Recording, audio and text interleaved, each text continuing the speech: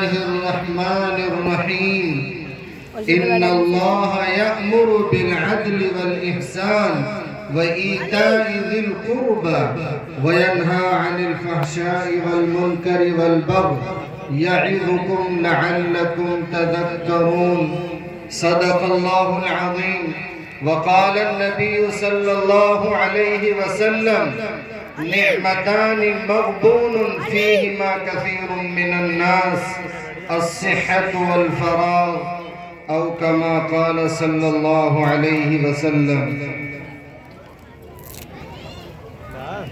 معزز سامعین کرام اور اسٹیج پر تشریف فرما علماء اعظام، اللہ تبارک و تعالی نے انسانوں کی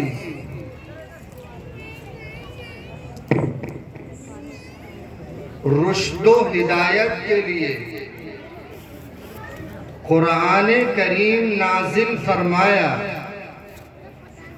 اس قرآن کریم کی وضاحت کرنے کے لیے، اس کے معانی اور مفہوم کو سمجھانے کے لیے اللہ تبارک و تعالی نے اپنے پیغمبر کو بھیجا تاکہ وہ اللہ تبارک و تعالی کے نازل کردہ کلام کے مقاصد اور معانی کو بیان کر سکے. ایک آیت جو میں نے ابھی پڑھی، اس میں اللہ تبارک و تعالی نے 3 چیزوں کے کرنے کا حکم دیا ہے اور 3 چیزوں سے منع کیا ہے. پہلا حکم جو اللہ تبارک و تعالی نے دیا ہے وہ یہ ہے کہ انصاف سے کام لیا جائے. دنیا میں پیدا ہونے کے بعد ایک انسان کو دوسرے انسان کے ساتھ رہ کر زندگی گزارنی ہے. وہ کس طرح زندگی گزارے؟ اللہ نے حکم دیا انصاف کا کہ انصاف کے ساتھ زندگی گزارے. دوسرا حکم جو اللہ تبارک و تعالی نے دیا وہ ہے احسان. ہر کام کو عمدہ طریقے پر کرنا یہ احسان ہے. خوبی کے ساتھ، کمال کے ساتھ، اچھائی کے ساتھ اور خوش اسلوبی کے ساتھ کسی کام کو کرنا یہ احسان ہے. اللہ نے اس کا بھی حکم دیا ہے. تیسری بات جس کا حکم دیا ہے وہ ہے رشتہ داروں پر اپنا مال خرچ کرنا، رشتہ داروں کو عطا کرنا، رشتہ داروں کا اتنا خیال کرے کہ آدمی اپنے مال میں سے کچھ حصہ اپنے رشتہ داروں پر خرچ کرے. یہ اللہ تعالیٰ نے ہم سب کو حکم دیا ہے. 3 باتوں سے منع کیا ہے: بے حیائی اور برے کام، ایسی برائی جس کو لوگ برا سمجھتے ہیں اس سے بھی منع کرتا ہے اللہ تبارک و تعالی.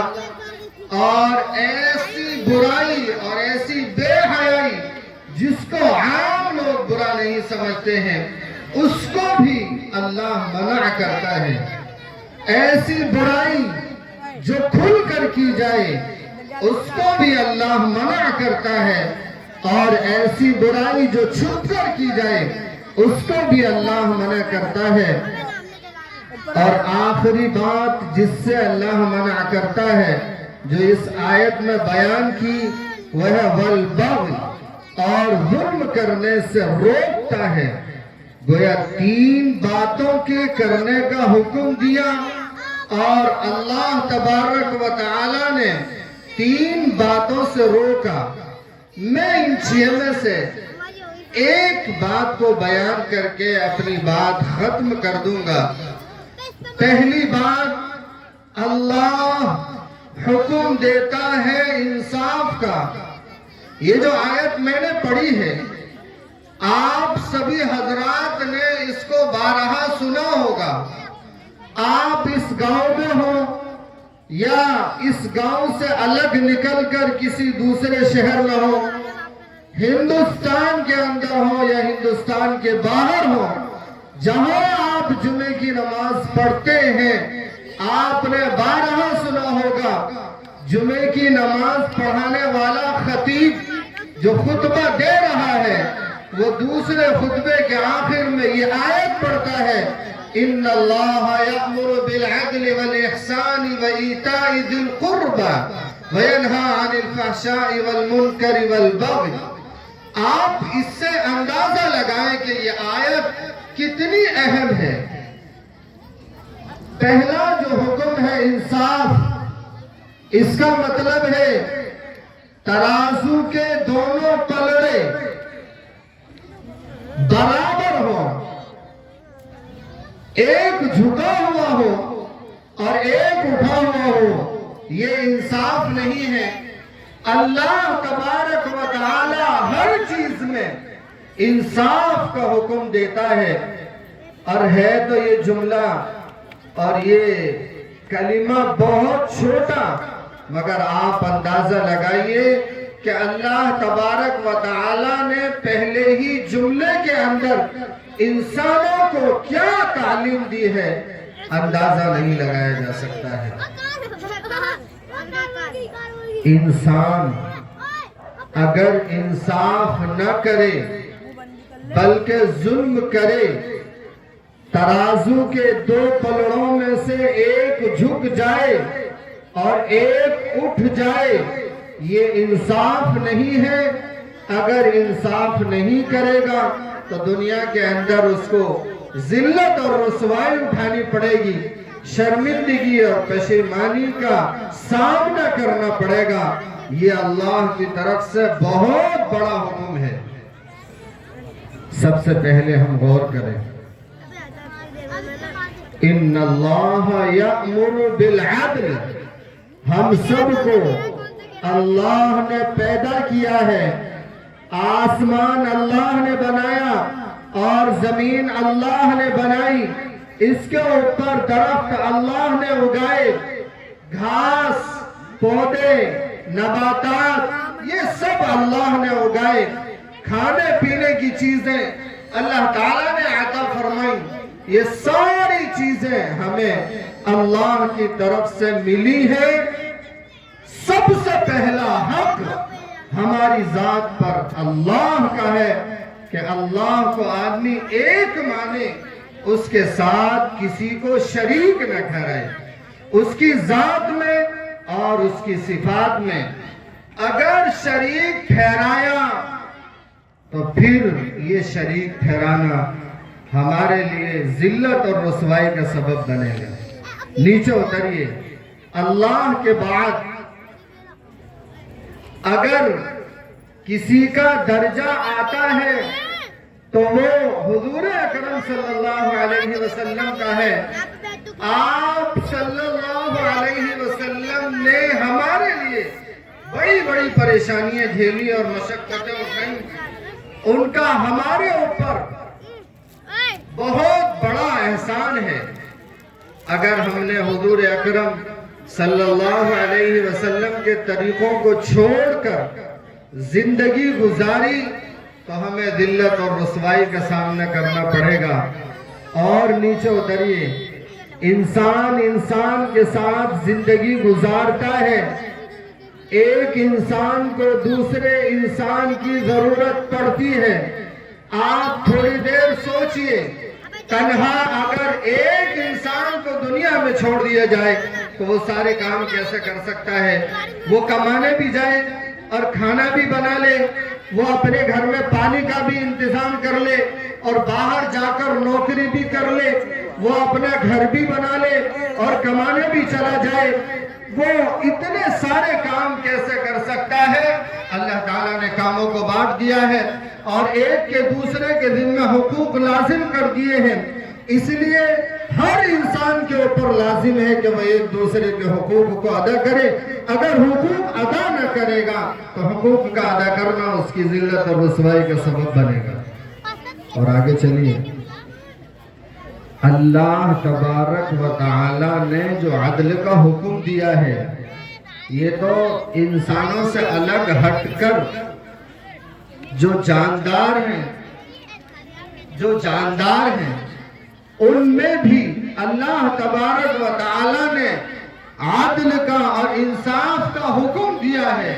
اور یہ کہا ان اللہ یأمر بالعدل، اللہ عدل کا حکم دیتا ہے. آپ جانتے ہیں ایک انسان نے جانوروں کو پالا، بکری کو پالا، بڑے جانور کو پالا، چھوٹے جانور کو پالا.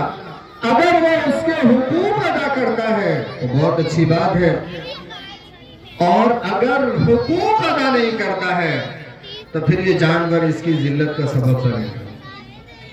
لوگ یہ کہیں گے جانور پالنے کا شوق ہے، اس کو کھلاتا نہیں ہے، جانور پتلا اور دبلا ہو رہا ہے، اس کو کھلاتا پلاتا نہیں ہے، اس کا خیال نہیں کرتا ہے. بتاؤ، یہ جانور جس کو عقل نہیں ہے یہ بھی اس کی ذلت کا سبب بن رہا ہے، اس وجہ سے کہ انسان نے اس جانور کے حقوق کو ادا نہیں کیا. اور آگے چلیے، بے جان چیزوں کے بھی کچھ حقوق ہوتے ہیں. اگر انسان ان حقوق کو ادا نہ کرے تو ان حقوق کو ادا نہ کرنا اس کی ذلت کا سبب بن جائے گا. جس گھر کے اندر آدمی رہتا ہے وہ گھر بے جان چیز ہے. اگر اس گھر کو صاف نہ کیا گیا، صفائی ستھرائی نہیں کی گئی اور جھاڑو نہیں لگائی گئی تو یہ گھر بھی اس کی ذلت اور رسوائی کا سبب بن جائے گا. یہ میں نے موٹی آپ کو باتیں بتلائیں. اللہ کا حق ادا نہیں کیا، اللہ سے بڑھ کر کسی کی ذات ہے. حق ادا نہ کرنا ذلت کا سبب بنے گا. اللہ کے بعد رسول اللہ صلی اللہ علیہ وسلم کا حق ادا نہیں کیا گیا.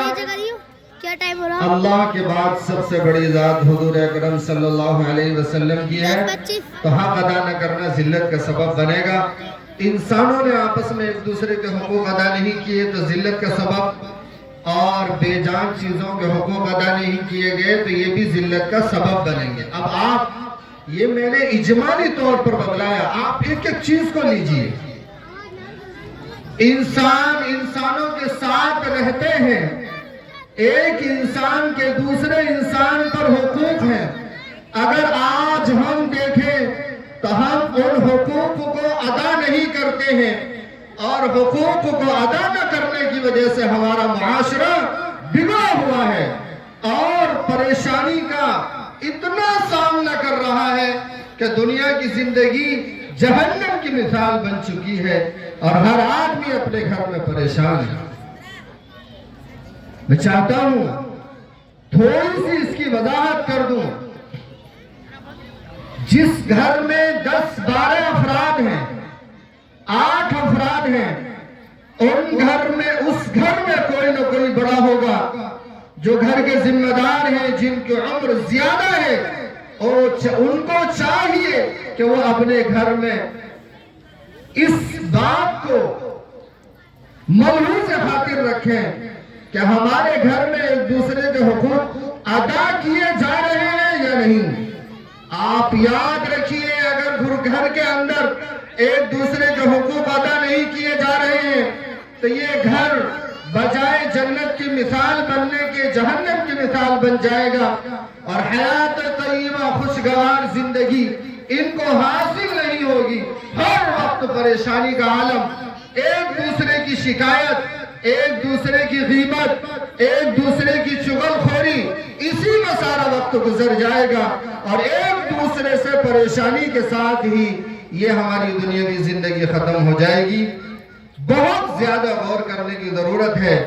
جو ہمارے گھر کے ذمہ دار بڑے بوڑھے ہیں وہ اپنے گھر کے بچوں اور بچیوں پر نظر رکھیں اور اس کو دھیان میں رکھیں کہ کسی کا حق مارا نہ جا رہا ہو. ہمارے گھر میں ہماری مائیں اور بہنیں بھی ہیں اور مرد حضرات بھی ہیں. الرجال قوامون علی النساء، مرد عورتوں کے منتظم ہیں، عورتوں کا انتظام کرنے والے ہیں، رہنے کا، کھانے کا، پینے کا، سونے کا اور دوسری ضرورتوں کا. گھر کے اندر اگر کوئی عمر دراز چچا ہیں، ان کو چاہیے کہ وہ گھر کے اندر نگرانی رکھے. ایسا تو نہیں گھر کے اندر کسی کے اوپر ظلم اور زیادتی ہو رہی ہو اور وہ بیچارہ گھر کے دباؤ میں اور معاشرے کے دباؤ میں کچھ کہہ نہ پا رہا ہو اور گھر جہنم کی مثال بن رہا ہو.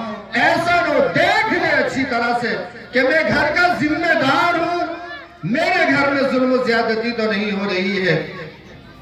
گھر کے اندر بیٹی بھی ہے اور بیٹے کی بیوی اور بہو بھی ہے. اچھی طرح سے دیکھ لے. ایسا نہ ہو کہ میں نے بیٹی کو تو بہت زیادہ عزت دی اور بیٹی کو تو بہت زیادہ پیار دیا، لیکن اپنے بیٹے کی بیوی کو میں نے اتنا پیار نہیں دیا. آپ یاد رکھیے، اگر دونوں کو پیار برابر نہ ملا، گھر میں آگ لگے گی اور گھر بگڑ جائے گا. اور میں اپنی ان ماں اور بہنوں سے کہنا چاہتا ہوں جو گھر کی ذمہ دار ہیں، ساس ہیں، ددیا ساس ہیں اور وہ نند ہے، عمر میں بڑی ہے، اس کو چاہیے کہ گھر میں برابر حصہ ہر ایک کو ملے. جو گھر کے اندر بڑی بڑی ذمہ دار ہے وہ یہ دیکھے جتنی عزت بیٹی کو ملی ہے اتنی ہی عزت بیٹے کی بیوی کو ملے. اگر اتنی عزت بیٹے کی بیوی کو نہیں ملی ہے، یہ گھر اجڑ جائے، گھر چلے گا نہیں اور گھر کے اندر برائیاں شروع ہو جائیں گی اور اس کا نتیجہ یہ ہوگا جو زندگی اللہ تعالیٰ نے عطا فرمائی تھی وہ ویران ہو جائے گی، مزہ نہیں آنے کا. اور گھر کے ذمہ داروں کو چاہیے، جو مرد حضرات ہیں وہ اپنے گھروں کا جائزہ لیں. ایسا نہ ہو کہ بیٹوں میں سے کوئی بڑا بیٹا اپنے چھوٹے بھائیوں کو دباتا ہے اور ان کے حقوق پامال کرتا ہے. ایسا نہ ہو گھر کا ذمہ دار اپنے 4 بچوں میں سے ایک سے زیادہ پیار کر کے اس پر مال زیادہ خرچ کرتا ہے یا اپنی جائیداد میں سے اس کو بہت زیادہ جائیداد یا عمدہ مال دے دیتا ہے اور دوسرے کو کم دیتا ہے یا محروم کر دیتا ہے، یا اپنے 4 بچوں میں سے کسی ایک کو سب کے سامنے زیادہ عزت دیتا ہے اور انہی لوگوں کے سامنے دوسرے بیٹے کو ذلیل کر دیتا ہے اور کہتا ہے اس میں عقل نہیں، کمانے کا شعور نہیں، یہ نالائق ہے، بے وقوف ہے، احمق ہے. اس سے گھر بگڑ جائے گا. اللہ حکم دیتا ہے ان اللہ یأمر بالعدل، بے شک اللہ انصاف کا حکم دیتا ہے. ہماری ذمہ داری ہے ہم یہ دیکھیں کہ ہمارے اگر 4 بیٹے اور 4 بیٹیاں ہیں تو ہم ان کے ساتھ برابر کا حسن سلوک کریں، برابر کی عزت دیں اور برابر کا معاملہ کریں. ایک کے ساتھ زیادتی اور ایک کے ساتھ کمی یہ ظلم ہے اور اللہ کو ظلم پسند نہیں. اس آیت میں پہلا حکم یہی دیا ہے ان اللہ یأمر بالعدل، بے شک اللہ تعالیٰ عدل کا، انصاف کا حکم دیتا ہے. بہت سی مرتبہ ایسا ہوتا ہے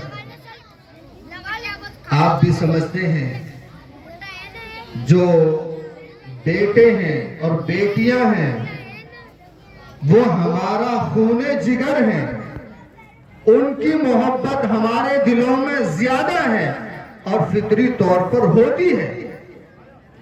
اگر دل کا میلان کسی کی طرف زیادہ ہو اور کسی کی طرف کم ہو تو دل انسان کا اپنے قبضے میں نہیں ہے. یہ تو ہو سکتا ہے مگر اپنی طرف سے اظہار اس طرح کرے کہ بیٹے کے ساتھ محبت کا معاملہ ایک بیٹے کے ساتھ زیادہ اور دوسرے کے ساتھ کم، یہ درست نہیں.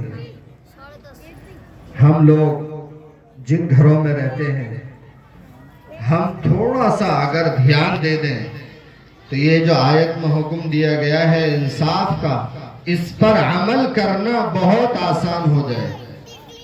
جو ہمارے گھر کے ذمہ دار حضرات ہیں ان کو چاہیے کہ گھر کے